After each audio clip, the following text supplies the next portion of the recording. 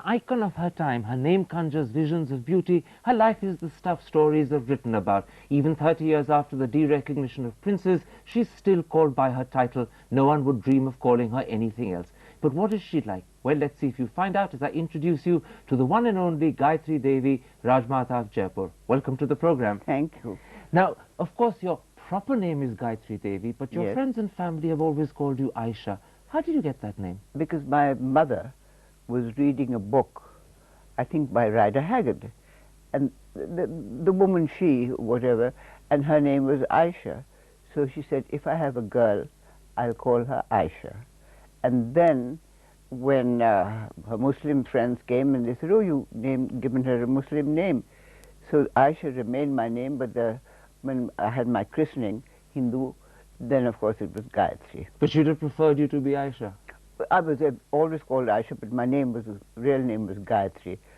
Passport and all was Gayatri. Now, when your mother got married in 1913, the marriage was in fact very much a romantic talking point of the day. There's quite a story behind it, isn't there? There is a story behind it because she was engaged to the Maharaja of Gwalior. And she met my father at the Delhi Darbar, I think that was in 1911, wasn't it? And then they both fell in love with each other. And then she wrote to the Maharaja of Gwalior, said, I think I'm not going to marry you. And then my grandfather, and so the Maharaja of Gwalior wrote to my grandfather, Sayaji Rao Gaikwar of Baroda, and he said, what does the princess mean? So my mother was sent for. So then she said, what I said is that I'm not going to marry him, I'm marrying the Maharaj Kumar of Kuch Behar. It was quite a story and almost a scandal at the time. Such things didn't happen. No, and things in Baroda, they were putting up the triumphal arches, they were doing everything, getting ready for the wedding. And then my mother decided. And then it was about 3 or 4 years before eventually my grandfather, Baroda grandfather, allowed her to marry my father. So she was subjected to quite a bit of withering scorn for her choice of husband. Yes, she was. You see, because the Kuch Behar family were very, very westernized, because thanks to the British, who took my grandfather, became Maharaj of Kuch Behar when he was 10 months old. So they took charge of him and sent him to England to school and all that sort of thing. And all the old ladies in Kuch Behar decided he must get married before. So the British chose Keshav Chandra Sen's daughter, Suniti Devi. And that was also quite a thing because Kuch Behar people wanted they were very, very orthodox Hindus. Anyhow. So And the Barodas were a very grand royal family and very different. very different, and the Kuch Behar boys were educated at Eton and this, that, and the other, went to the cadet corps. They were very, very modern for those days, very Western. So and soon after that, well, they got married, and soon after that, my uncle died, my eldest uncle. So my father became Maharaja of Kuch Behar, and then he and my mother did a lot of good work together. And when my grandfather eventually came to Kuch Behar, he was very pleased with what he saw. So Sadly, though, your father died when you were just 3. Do you remember him? I remember him vaguely. I remember him. We had a house in London opposite Harrods in Hans Place. And I remember him standing in front of the fireplace with the dressing gown on and all that. And I remember coming back on the boat with my mother crying a lot and things like that. But that's the only kind of memory I really have of him. You were brought up substantially by your mother after your father died, and she was not just a very beautiful lady, but vivacious and charming. Were you close to her? Very close to her. And she was made regent of Kuch Behar because my brother was only 8 years old. So She was ruler in her own right. in a way, they had council meetings and things like that, and she used to preside. And she used to often ask my grandfather, Sayaji Rao Gaikwar wrote it about different questions, and he would tell her how to proceed. Kuch Behar was a very, very well ruled state, and I mean, the people just adored us. In your autobiography, you say that one of the high points of your childhood was sitting in your mother's room as she dressed for dinner. That was later on in the evenings when she was dressing. nearly all the family used to come in and chit-chat and talk about this, and if she had any female friends, they used to come too, and we used to hear all the gossip and things and what was going on and listen to their conversation, and my mother ordering this, that, the other, sending us off, send telegrams, messages and all that sort of thing. They used to call us, her guests used to call us the unpaid ADCs. Your own childhood seems to have been full of high spirits and pranks. Were you a bit of a tomboy? I was a tomboy, and I just, I hated it when we had to wear saris and things like that. I couldn't bear them. We used to wear chudidar pajamas and kurtas and a sadri, and then the rest of the time dresses and all that sort of thing. And I remember my younger brother saying to me, "Why are you always with the boys?" But no, I was a tomboy. They used to call you the palace servants the Pagli Rajkumari. Because I was always asking them questions about how they lived, and oh no, you ought to have another bedroom for the children, you ought to do this, you ought to do that, and all that sort of thing, interfering in everybody's lives and things like that. So that's why they called me Pagli. But side by side, being Pagli as they called you, you were quite a crack shot as well. How old were you when you bagged your first panther? 11. 11? Mm. No, 12 I think it was.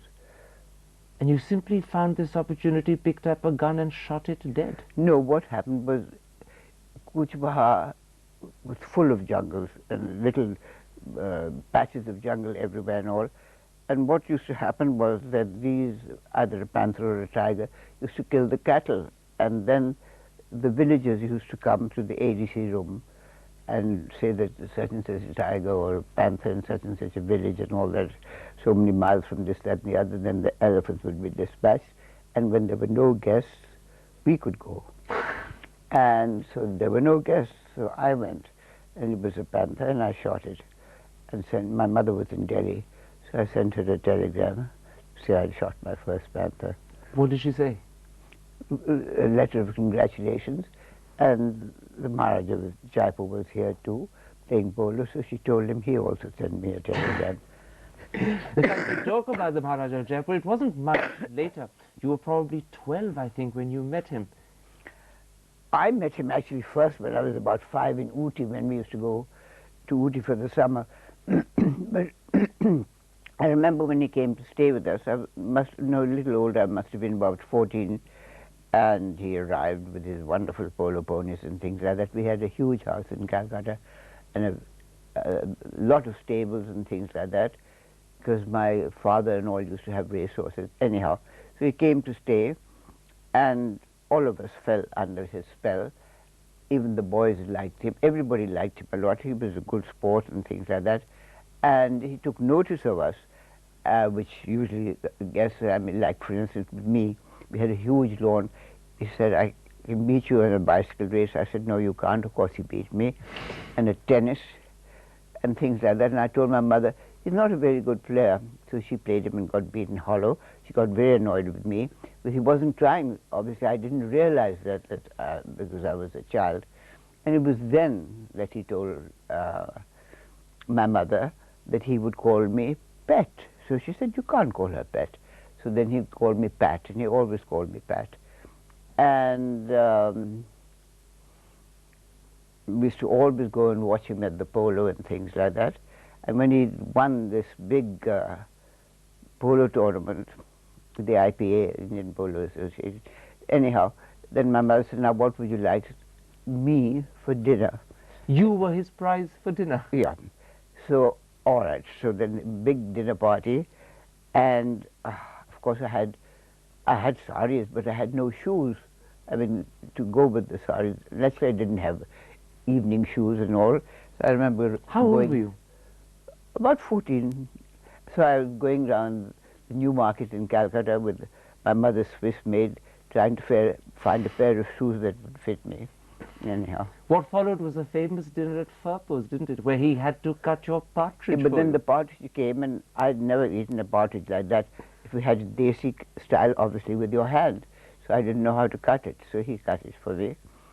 And as soon as dinner was over, I was sent home, but never mind. I'd gone out to Furbo's for dinner. You write in your autobiography that after you met him, you used to dream of being a groom so that you could look after his horse. When he first came to stay, we were moved out of our rooms, and he stayed in our room, and we went to a room downstairs. Then I used to think, I would like to be one of his sizes. He might touch my hand by mistake, and all that sort of thing. You were completely swept off your feet. No, not completely swept off my feet. I was a bit of a tomboy, so I'm not that type of person. But I liked him a lot.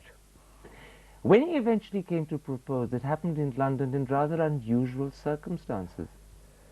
No, he was going back to India, so our governess rang up and said, could my sister and I come and say goodbye to him? Then he rang me up, said, can you come alone? So I went, and he was staying at the Dorchester, and we went in his car to Hyde Park. And then he said,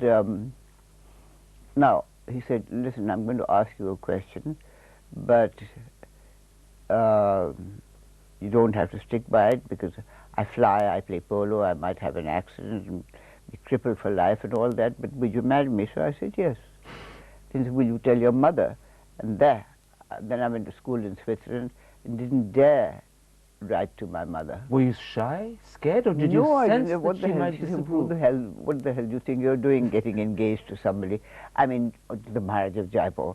I mean, I was 16, and 16 nowadays is very sophisticated. In those days, you were still a child. Anyhow, so I was in Switzerland, and then my grandfather Broder came there, and I saw one of his ADCs, and then I went to see him in the hotel, and I said, I don't know what to do, because this is what's happened. So he composed a telegram to send to His Highness Jaipur to say that I'm so sorry, but I hadn't still told her, and then I wrote to her. So in fact, the letter that you wrote to your mother telling her that you wanted to marry the Maharaja of Jaipur was in fact almost dictated by your Baroda grandfather's ADC? Yeah. But your mother wasn't totally approving, was she? Naturally not. Because he was twice married. And she was very, very fond of his second wife. And she didn't want her daughter to become the third Maharani? No, this wasn't that. She was very fond of the second Maharani. She obviously wanted me to marry somebody who wasn't married before, possibly an army officer or somebody. There are a lot of proposals used to come, but... there was also the problem of the fact that the other two Maharanis were in Parda, and there was an age difference between the two of you. Did that not deter you for a moment at all? Well, you know, 8 years is not so much. And the fact of Parda? I wasn't going to be in Parda. He told my mother, said, I need her because I don't want to be in Parda. She's never going to be in Parda, and I need her as a hostess, I need her as this, that, the other, and all that sort of Within 2 years, or maybe just about 3, you wore down your mother's opposition and she agreed. Were you determined all the way, or were you just a little obstinate as well? No, I didn't. I mean, we used to, sometimes we were not allowed to meet each other, so we'd meet secretly. Sometimes we were in the same party, so we met. And then the war came, and he said to my mother, now I'm going to marry her, because I'm going to go in the war, and I must marry her before. So she agreed, and in 1940 we got married. And you were just about 21? 21. Rajmata, let's take a break. I want to come back in part 2 and talk about what it was like being the Maharani of Jaipur and all the other interesting things that you've done in your life. We'll be back in just a couple of moments. Stick with us.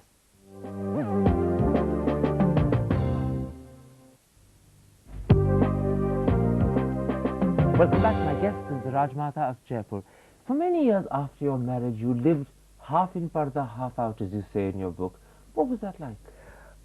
Well, when I said half in Parda, it was only when I went to the city palace for ceremonial things and all that I went in a Parda car. And if there was a big party or a wedding, then I would be with the Parda ladies, or watching some state function and things like that. I would be with the Parda ladies, with the other Maharani, and we'd be in Parda. But I used to play tennis, I used to go riding, I used to drive my own car, I used to go to the polo in my own car and things like that. So I wasn't really what you call strictly in Parda. The interesting thing is that although you spoke fluent English and Bengali, your husband wasn't keen that you should learn Hindi, even though that was the language that would have helped. Why was that? Well, because he thought that it was a big court, the court in Jaipur, lots of ladies, lots of people, and the city palace and all that sort of thing. He didn't want me to get mixed up in the court politics. So in a sense he was protecting you. In a sense he was protecting me, but I regret it like mad. But anyhow, he didn't let me learn, so I never learned properly. And then, you see, while in the Zanana and all the sort of politics used to go on and things like that, which he didn't want me, one Maharani against the other, and also he didn't want me, I was quite friendly with the second Maharani and a lot of respect for the elder one, but, he didn't want me to get mixed up in that gossip. But on the other hand, the administration in Jaipur was completely free of intrigue, because Mirza Ismail in his book writes what he liked best about Jaipur was the lack of intrigue. In 1962, you joined politics, got elected as an MP. What took you into politics? It seems so different to the life you were leading. Well, what happened was, in 1957, my husband was Raj Pramukh of Rajasthan. Anyhow, in 1957, the Congress asked him if I would stand as the MP from Jaipur. And then they rang me up and they came and saw me. So I went rushing to his room. He said, guess what? Of course, they'd already consulted him. So he said, well, why not? You're bound to win. You're bound to be a minister. Then a young Rajput from the Bhuswami Sangh came and said, हमने सुना कि आप ऐसा कर रहे हैं, हमारे party की बहुत नुकसान होगी. So then I thought, no, I must be with them. And then I refused that. And also I said, I hated making speeches, I hated the whole thing. Then the Swatantra Party started, Rajaji's party. And I was already getting fed up of the Congress nationalizing everything, taking everything in there. And when Rajaji's permit license, against the permit license, Raj Swatantra Party started, I asked my husband if I could join it. And what did he say? It was early in the morning, so he said yes. And I was going out for a ride. So as I left the house, I said, find out who the secretary for the Swatantra Party is and ask him to come here. So then at breakfast time, I said, how does one join this party? It was only 8 annas. And we had 1 rupee, so Manvat Maharaja's younger son, he and I joined together. And then we had to go to the city palace because he was getting engaged that day. There was a big ceremony at the city palace. When we came back, the AD said, can't understand what's happened. The phone never stops ringing. Everybody's asking if you join the Swatantra Party. And so I kept quiet. I said, no, of course not. And then one of my friends who was there at the time, she said, how could you have done this thing just when the Queen's coming to visit you? It's an insult to the government. I said, no, I don't think there's much. I didn't think that my joining the Swatantra Party would make such a big hoo-ha. It was a hornet's nest for you from the word go. But I never realized, you see. And I didn't realize, I suppose, how important I was. I mean, in the eyes of the public. You found out in a very strange way in 75 when Indira Gandhi decided to sort of compliment you by putting you in jail. No, but she wouldn't have done it if I joined her party. That's one point I must make. And no, but then after joining the Swatantra Party, the next thing that happened was I got a letter from the General Secretary, I think it was Minu Masani, asking if I'd stand from Jaipur. So I went rushing to my husband. I said, listen, they want me to stand. So he said, but you joined the party. I said, just to help them, but not to be a member of parliament. I don't. Anyhow. You were a member for 3 terms running. Yeah, and the first term I was in the Guinness Book of Records. With the biggest majority, 170,000. And then when I got to the parliament, there's some other young princes who were in the central hall. They said, oh, we'd been in the opposition. We would have also got so many votes. And I said, why weren't you? And during the election, I'll never forget, there was one day free. So I asked the people who were helping me, so what would you like to do today? So I said, call the heads of the panchayats and all that, and none of you will be there. So then I asked them, I told them, I said, listen, I'm standing for Parliament, representing you. I don't know any of your problems. I'll learn slowly. And I said, but there's a day for withdrawal. So if you want me to withdraw, I will withdraw if you don't want me. So they kept quiet for a bit, and it was 14 years since the state had been merged. So he said, 14 साल के बाद राम वापस आए तो आप ही को vote मिलेगा और आप विरोधी पक्ष से खड़े हो रहे मैं खुद के लिए नहीं कर रहे हमारे लिए कर रहे so In 75, Mrs. Gandhi clapped you in jail. You spent several months in Tihar jail. In your book, you write about it almost with a sense of humor. It must well, you have see, been the dreadful. thing is, when the she was arresting people in the opposition and all, I asked our lawyers, I said, do you think I'll go to jail? They said, could be.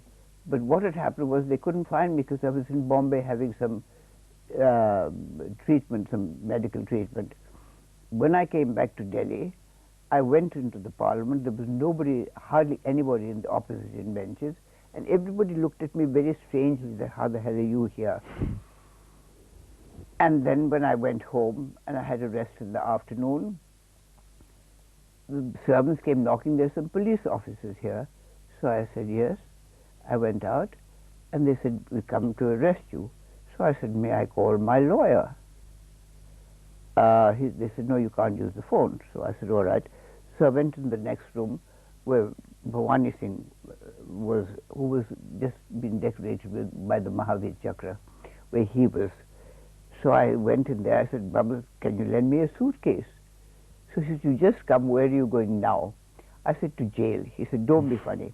He put on pair of trousers and rushed into the room, and they asked him if he was Bhavani Singh, and they had a warrant for his arrest, because they knew that if they had arrested me because of the raids in Jaipur and things like that, not me, it's the Maharaja of Jaipur. So poor Bubbles, who was a Mahavir Chakra winner, was also taken off to jail. So there were the two of us. I was much happier then. Raj Mahtab, you're going to be 83 in May. When Yeah. you look back on the life that you've led, has it been a good life? It's been a very good life. The only thing perhaps I regret, perhaps I shouldn't have gone into politics, because then I could have had more time for my family, more time to do things like that, and neglecting my children, my husband, and all that sort of thing would have been better without. And how would you like the world to remember you? Well, as somebody who led a very full and interesting life and tried to do something for the poorer section of society. Raj Mahtab Jaipur, a pleasure having you on the program.